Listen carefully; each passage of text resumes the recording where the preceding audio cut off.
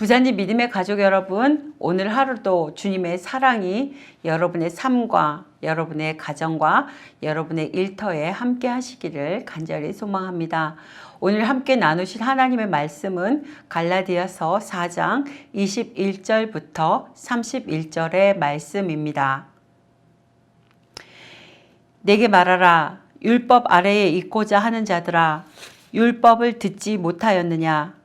기록된 바 아브라함에게 두 아들이 있으니 하나는 여종에게서 하나는 자유 있는 여자에게서 났다 하였으며 여종에게서는 육체를 따라 났고 자유 있는 여자에게서는 약속으로 말미암았느니라.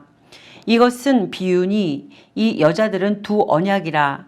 하나는 신의 산으로부터 종을 낳은 자니 곧 하갈이라. 이 하갈은 아라비아에 있는 신의 산으로서 지금 있는 예루살렘과 같은 곳이니 그가 그 자녀들과 더불어 종노릇하고 오직 위에 있는 예루살렘은 자유자니 곧 우리 어머니라. 기록된 바 잉태하지 못한 자여 즐거워하라. 산고를 모르는 자여 소리질러 외치라. 이는 홀로 사는 자의 자녀가 남편 있는 자의 자녀보다 많음이라 하였으니 형제들아 너희는 이삭과 같이 약속의 자녀라. 그러나 그때의 육체를 따라 난 자가 성령을 따라 난 자를 박해한 것 같이 이제도 그러하도다. 그러나 성경이 무엇을 말하느냐? 여종과 그 아들을 내쫓으라.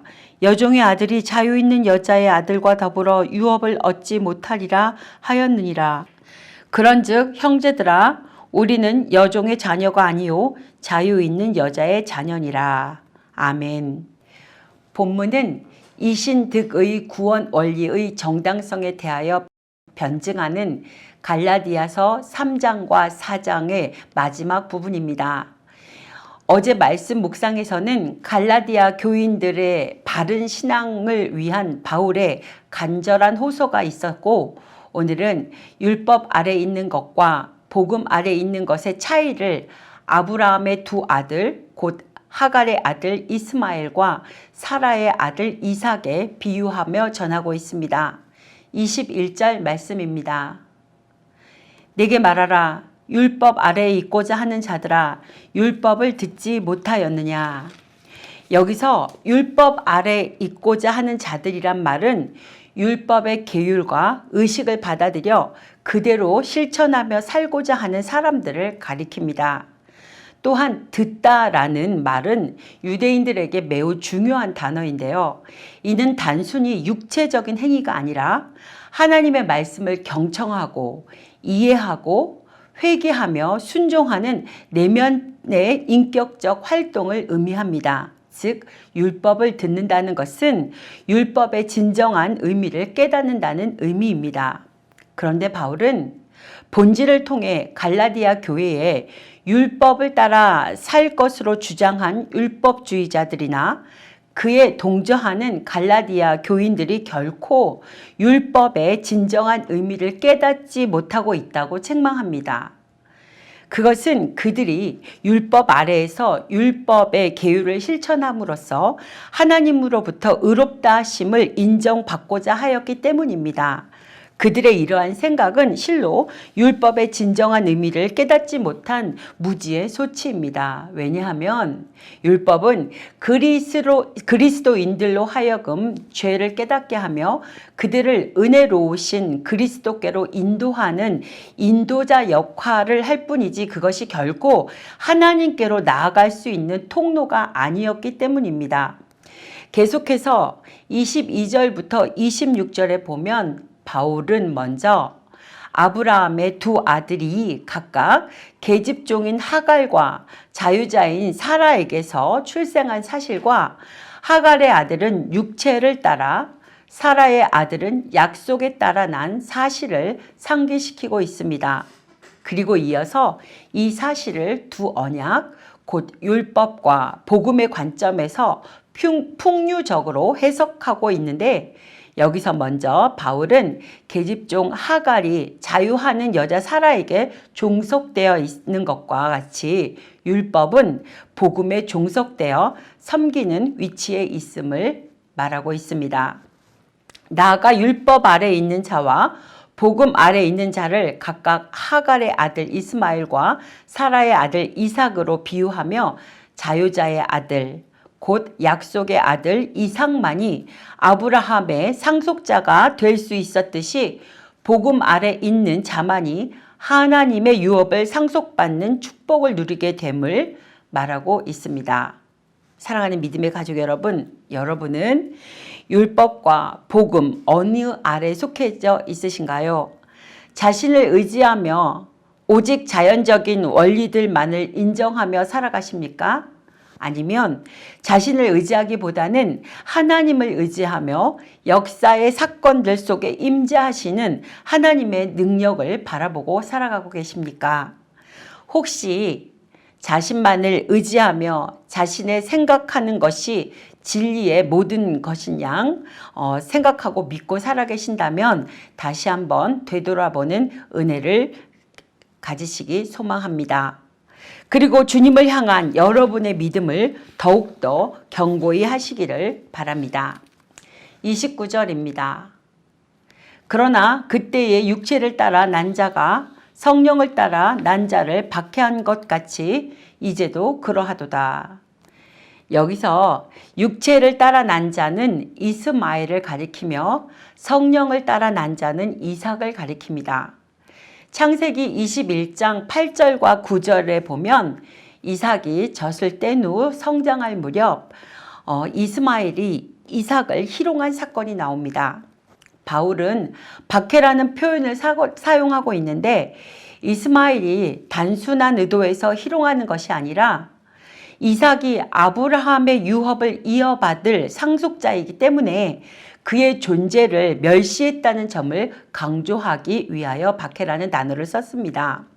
이와 같이 말한 의도는 지금 갈라디아 교회에서도 율법에 속한 자들이 하나님의 자녀들을 핍박하고 있다는 사실을 말하기 위함입니다.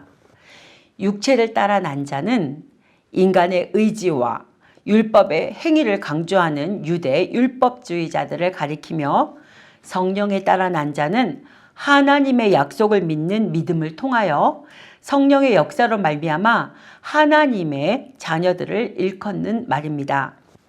즉 이스마엘이 아브라함의 유업의 상속자 이삭을 희롱한 것 같이 지금 갈라디아 교회에서도 유대 율법주의자들이 믿음으로 말미암아 구원의 유업을 이어받을 갈라디아 교인들을 핍박하고 있다는 말입니다. 여러분 그렇습니다. 우리는 하나님 나라에 들어가기 위해서는 많은 환난을 겪게 됩니다. 그러한 환난을 당할 때마다 조금은 어렵지만 온전히 기쁘게 여기시기를 다시 한번 부탁드립니다. 그것은 우리의 믿음의 시련이 인내를 만들어내며 인내를 온전히 이룸으로써 우리가 온전케 되기 때문입니다. 그리하여 우리는 마침내 천국 백성으로 온전히 세워지는 것입니다. 30절 말씀입니다. 여종과 그 아들을 내쫓으라. 여종의 아들이 자유 있는 여자의 아들과 더불어 유업을 얻지 못하리라 하였느니라. 이 말씀은 사라가 질투심 때문에 아브라함에게 요청하는 창세기 21장 10절의 말씀을 인용한 것입니다. 그런데 이 말씀에 바로 이어 하나님께서 이러한 사라의 질투심 많은 요구를 허가하시는 장면이 나옵니다. 창세기 21장 12절 말씀입니다. 하나님이 아브라함에게 이르시되 사라가 내게 이른 말을 다 들으라. 이삭에게서 나는 자라야 내 씨가 부를 것임이니라. 이러한 사실은 곧 약속하신 바를 지키시는 하나님의 성실하심을 보여주고 있습니다. 바울의 이러한 말에 숨겨져 있는 의도는 그리스도의 복음을 방해하며 또한 믿음의 약속들을 무시하는 유대 율법주의자들의 종말을 경고하는 것입니다. 즉 하나님께서는 약속받는 자들을 보호하시기 위해 그들을 핍박하고 미혹하는 자들을 결국 구원의 방주에서 쫓겨내어 버리신다는 것입니다. 그 이유는 하나님의 은혜의 약속을 거부하고 자신들의 의지와 행위에 의존하라는 자들에게는 하나님의 약속을 따라 그리스도 복음을 받아들인 성도들과 함께 구원의 유업을 이어받을 수 있는 자격이 없기 때문입니다. 구약 말씀을 통해 약속의 진정한 성취는 문자적인 것이 아니라 영적인 것입니다. 그것은 유대주의자들처럼 혈통에 의해서 성취되는 것이 아니며 율법주의자들처럼 행위를 통해서 성취되는 것도 아닙니다. 오직 그리스도 안에서 믿음을 가진 그리스도의 백성 안에서 성취됩니다. 갈라디아서 3장 29절 말씀입니다. 너희가 그리스도의 것이며 곧 아브라함의 자손이요 약속대로 유업을 이을 자니라. 사랑하는 여러분, 우리는 아브라함의 후손들로서 약속된 축복을 누리는 자들임을 믿으시기 바랍니다. 그것은 우리가 하나님의 약속이 성취될 것을 믿기 때문입니다. 하나님께서는 우리의 믿음을 보시고 당신의 약속을 성취하셨습니다. 우리는 이삭과 같이 약속의 자녀이며 자유하는 여인의 자녀입니다. 이제 우리에게는 마지막 때에 성취되어질 종국적인 약속 성취에 대한 소망과 천국 시민으로 이 땅의 삶을 살아가야 하는 의무밖에 남아있지 않습니다.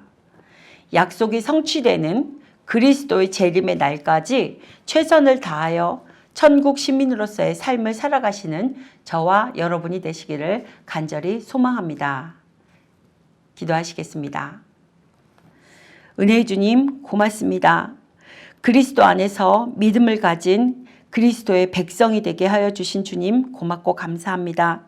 오늘 하루도 살아갈 때에 하나님 말씀을 의지하며 하나님 말씀을 순종하는 가운데 삶의 현장을 하나님의 나라로 이루어가는 우리의 복된 삶이 될 수 있도록 주님 축복하여 주십시오. 주님 오시는 그날까지 우리가 열심히 주님의 복음을 전하며 예수님의 섬김을 아버지 하나님 이루어 나갈 수 있도록 하나님 우리 교회와 우리 부산진 믿음의 모든 공동체 가족들을 아버지 축복하여 주시고 주님의 사랑 가운데 늘 거하여 주시옵소서. 모든 것들을 주님 앞에 감사로 올려드리오며 예수님의 이름으로 기도드립니다. 아멘.